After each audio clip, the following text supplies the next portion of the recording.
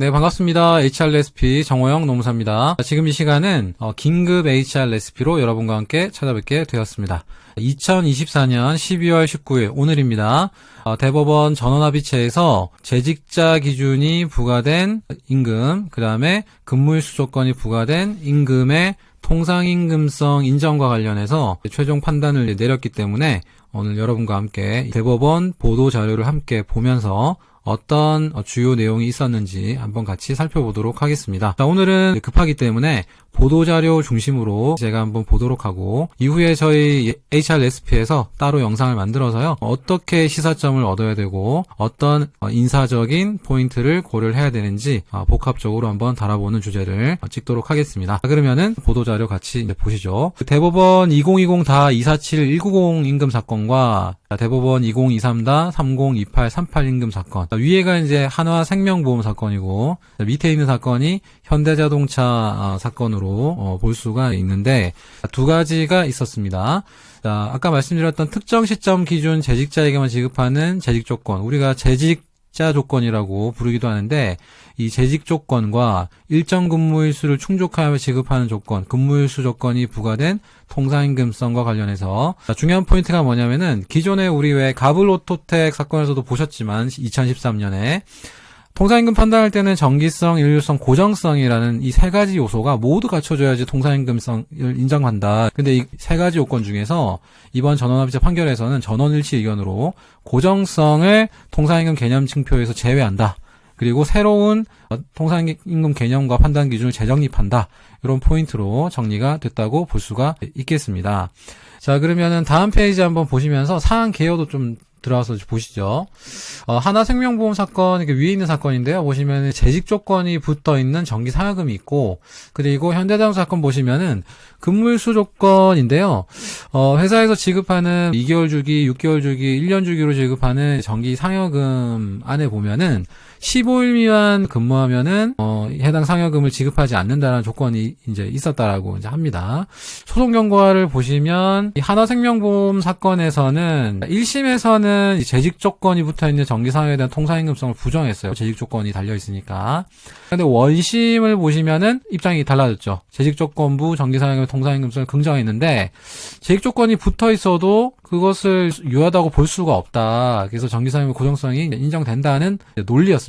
현대자동차 사건을 보시면 1심, 원심 같은데요. 근무일수 조건이 붙어 있었던, 아까 보셨지만 상여금 지급 주기가 2개월, 6개월, 1년으로 나뉘어져 있었는데 15일 미만 그 기간 중에 미만으로 근무하면 상여금 지급하지 않는다. 그것과 관련해서는 고정성이 없다고 보면서 통상임금성을 부정한 거죠. 네. 그래서, 기준기간 중 15일 이상 근무해야 된다는 근무일 조건이 부과되어 그 조건 성취 여부가 불확실하기 때문에 고정성이 없다. 그러니까, 하나생명보험 사건이나 현대자동차 사건이나 공통된 점은 뭐냐면, 고정성이 있냐 없냐를 판단하는 것은 맞다는 거죠. 먼저 한 11년 전에 나왔던 우리가 너무 잘 알고 있는 이 가블오토텍 사건에서 좀 어떻게 정리가 이제 됐었는지 한번 보도록 하죠. 소정근로대가로 지급하는 금품으로서 정기적, 일률적, 고정적으로 지급된 것을 기준으로 통상임금을 판단한다. 여전히 고정적인 게 나오기 때문에 세 가지 판단 표지가 필요했죠. 자, 여기 밑에 보시면 나옵니다. 정기성, 일률성, 고정성. 그래서 이 세 가지가 다 필요하다고 이제 보았는데, 자, 그때 당시 아마 기억이 나실 겁니다. 재직 조건이라든지 근무일수 조건부 임금, 근무실적 평가를 토대로 지급 여부나 지급연이 정해진 임금은 고정성이 부정된다. 왜냐면은 여기 나와 있죠? 네, 이미 근로 제공 시점에 지급 조건의 성취 여부가 불확실하다. 예를 들면 재직자 조건이면은 상여금이 15일날 지급되는데 14일날까지 일할지, 어떤 근로자가 15일까지 일할지 미리 알 수 없다라는 거였죠?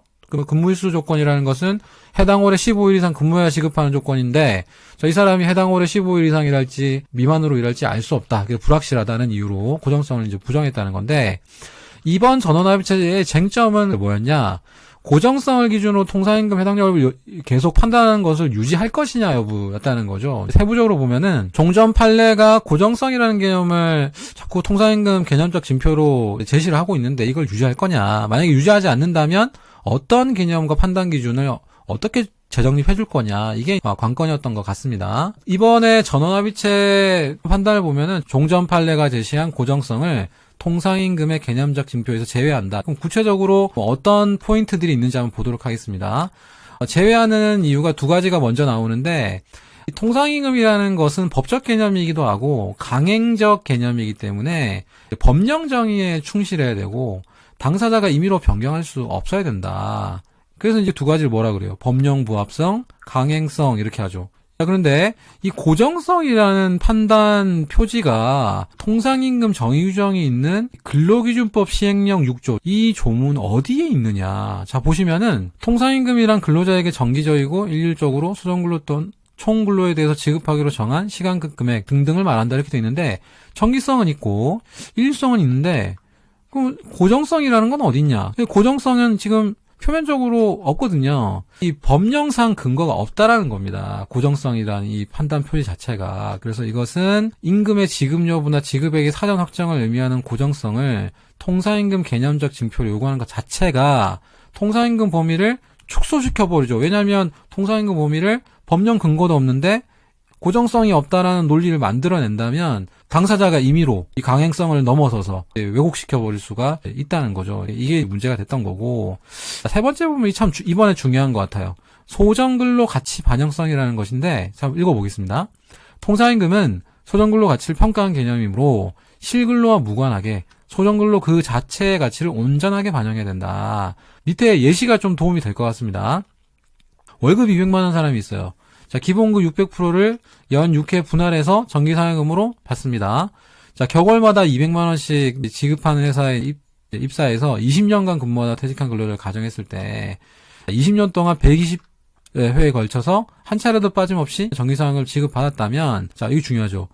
이는 기본임금과 마찬가지로 소정근로 제공에 대한 대가로서 당연히 수령할 것을 기대하는 임금에 해당한다는 거죠. 즉 소정근로 가치 반영성을 가지고 있는 것이다. 그런데 만약에 600%를 연 6회 분할해서 지급하는 이 정기상여금을 만약에 재직자 기준을 붙여가지고 간다. 그러면 재직자 기준 붙였다 그래서 이게 유효한 거냐? 그렇지는 않다는 거죠. 즉 재직자 요건 붙여놓고요. 자, 상여금 지급하는 날 전날 만약에 그 이전에 그만둔다 그래서 한 번 못 받는다면 그것이 통상임금 세대는 논리로서는 타당하지 못하다는 것이죠.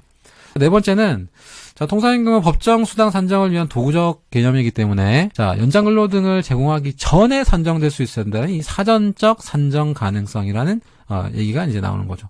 사전적 산정 가능성은 사전에 확정될 수 없는 장래의 요소를 배제하고 자, 여기가 중요하죠. 소정근로의 온전한 제공이라는 전제적 개념에 충실함으로써 확보될 수 있는 것이다. 그러니까 별도로 만들어내는 것이 아니라 소정근로의 온전한 제공이라는 가치와 연결됐을 때 사전적 산정 가능성이라는 개념이 나올 수가 있는 것이다. 그러면 고정성을 제외하고 통상임금 개념과 판단을 새롭게 이제 정립한다는 것인데 여기 밑에 볼게요. 통상임금은 소정근로의 대가로서 정기적 일률적으로 지급하기로 정한 임금을 말하는데 근로자가 소정근로를 온전하게 제공하면 그 대가로서 정기적 일률적으로 지급하도록 정해진 임금은 그에 부과된 조건의 전부나 성취 가능성과 관계없이 통상임금에 해당된다라고 이해를 하고 있고 그러다 보니 재직조건부 임금은 어때요? 자, 근로자가 재직하는 것은 소정근로를 제공하기 위한 당연한 전제이기 때문에 재직조건이 부과되어 있다는 사정만으로 그 임금의 소정근로대가성이나 통상임금성이 부정되지 않는다.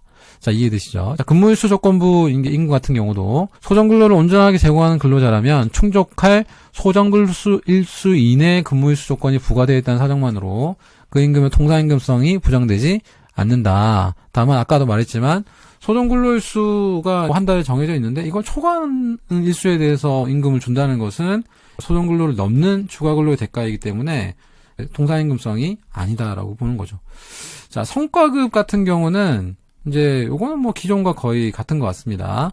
근로자의 근무 실적에 따라 지급되는 성과급은 일정한 업무 성과나 평가 결과를 충족해야 되기 때문에 고정성을 통상임금의 개념적 징표에서 제외해도 일반적으로 소정근로 대가성을 갖추었다고 보기 어려워서 통상임금에 해당하지 않는다는 거죠. 무슨 말이냐면은 고정성을 제외해도 결국 이 성과급은 기본급이나 정기상여처럼 당연히 기본근로만 제공하면 당연히 받는 대가가 아니라 어떤 평가를 통해서 추가적으로 받는 이제 그런 개념이기 때문에 통상임금이 아니라는 거죠. 그러니까 소정근로 대가성과 연계를 강하게 지금 시키고 있는 겁니다. 하지만 SABCD라는 평가 등급이 있을 때 D등급을 받아도 어떤 특정 금액이 지급된다면 그 근무 실적과 무관하게 지급되는 최소 지급분이라고 볼 수 있겠죠. 이것은 소정근로 대가가 맞지 않느냐. 왜냐하면 D 받아도 당연히 응당 그만큼 받으니까요. 소정근로 대가성과 사전 확정성이 연결되어 있는 그 지점에서 핵심적인 판단을 내리고 있는 것 같습니다.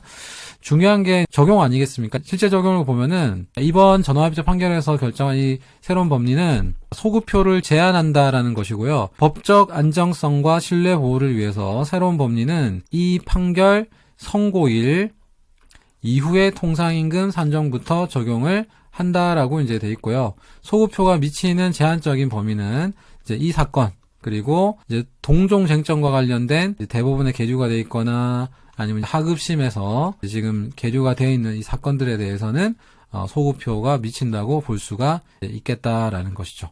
하급심에라도 소송이 걸려있는 경우에는 소급표가 적용되지만 소송을 제기하지 않았던 경우라면 오늘 이후에 통상임금부터 적용을 한다라고 볼 수가 있겠습니다. 자, 그러면 이제 각 사건의 결론 보시면 하나생명보험 사건 위에 있는 거 보시면 이 사건 사하금은 기준급여 850%를 연간 일정한 주기로 분할해 지급하는 임금이고 재직 조건이 있지만 통상임금에 해당한다. 그 다음에 2023-302838 사건 통상임금 750%를 연간 일정한 주기로 분할해 지급하는 임금 최소 근무일수 요건이 붙어 있었는데 15일 이게 있더라도 통상임금에 해당한다는 최종 결론에 도달했습니다. 이제 의외로 간단해진 거죠. 예, 그러니까 소정근로 대가로서 정기적 일률적으로 지급되는 것이라면 통상임금성을 인정할 수 있는 아주 간단해진 기준이 되겠습니다. 가브로토텍 사건 이후에 굉장히 많은 논란이 있었죠. 재직자 기준 관련해서. 그래서 함부로 재직자 기준을 써서는 안 된다. 그런 메시지들도 여러 차례 나갔었는데 획을근 사건이라고 생각을 합니다. 아무쪼록 그 근로기준법 시행령 6조 등 법령이 좀 자세하게 규정이 돼서 이런 혼란이 앞으로 없기를 또 기대하고요. 다음에 또 저희가 또 디테일한 실무 적용 포인트들을 들고 한번 찾아오도록 하겠습니다. 자, 오늘 긴급 HR 레시피, 재직자 기준 등의 통상임금성 인정 여부 살펴봤고요. 다음에 또 좋은 영상을 뵙도록 하겠습니다. 고맙습니다.